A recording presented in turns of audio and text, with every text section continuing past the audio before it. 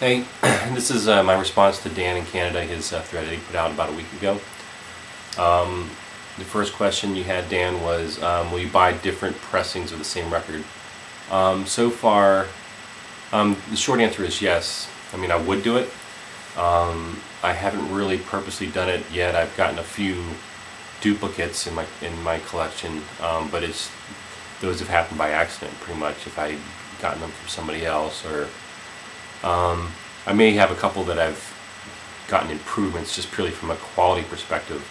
But as far as different pressings, I don't think I really have anything.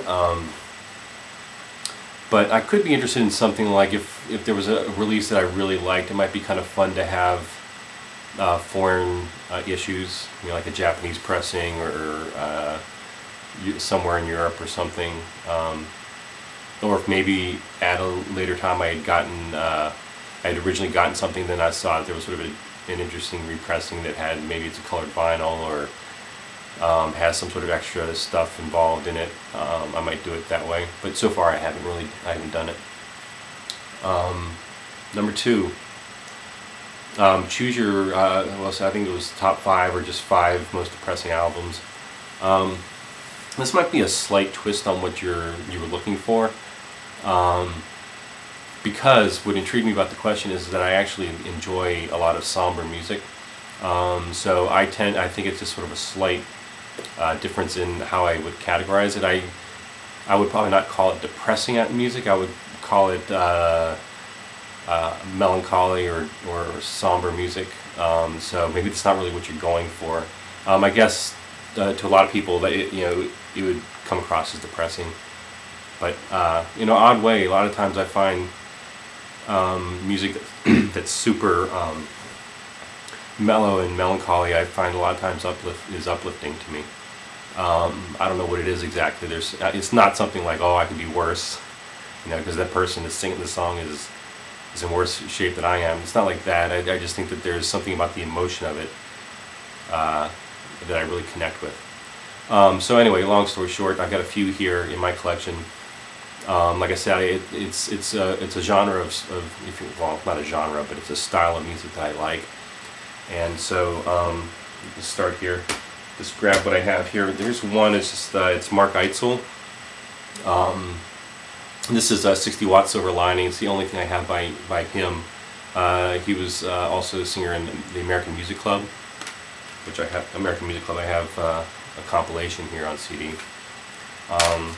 Just really good, but it's really intensely emotional music. And he sings about a lot of really intense stuff as well. One of my favorites, along the same lines, is Mark Kozelek from the Red House Painters. I have several Red House Painters CDs, but the stuff is not really it's not really released on vinyl in the States. I mean, I think that Blue Guitar is, which I actually don't even have that one on CD. But the other stuff seems like it was maybe pressed overseas, and it's super rare and expensive. So I wish that they would issue it over here. Mark Kozelek, if you're not familiar, he's just if you're into stuff like Elliott Smith, I mean, you should really know who Mark Kozelek is. He's along that line. It's sort of those lines. It's a lot of acoustic based stuff. He was on 4AD as well with the Red House Painters. So there are times when they use electric guitars in Red House Painters that in the earlier stuff it sounds like a 4AD band.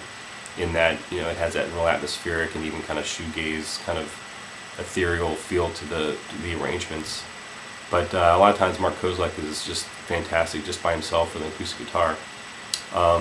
Real quick story, I had actually, not to get too off the subject, but I saw him live just solo at a little hole-in-the-wall coffee shop in South Florida.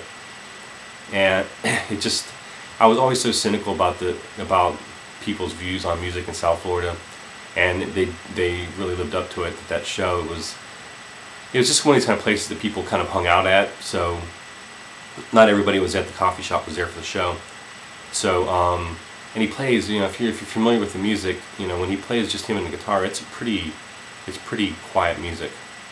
So, you know, if you're not paying attention and you're talking, it's going to really disturb the performance. So people in the back of the coffee house were just chatting away, and it was interrupting, you know, the show for the rest of us. I mean, it wasn't super loud, but it was loud enough to where, you know, it was audible. So Mark Kozlek's always sort of struck me as kind of, I mean, not that I've read a bunch of interviews with him about him or with him, but he kind of strikes me as a fairly intense person, just from his music and some of what I've read. Anyway, I guess anybody who's really into their art would be offended, you know, if you're playing and it was interrupting your music. So he just sort of, in a perverse way, he just, as a sort of protest, he took the microphone and just kind of backed off from it and decided to sing completely without the microphone. So I guess that was his way of sort of saying, well, if you're not going to listen to me, you're not going to be able to hear me at all. So I kind of got a kick out of it, and I sort of empathize with him. Anyway.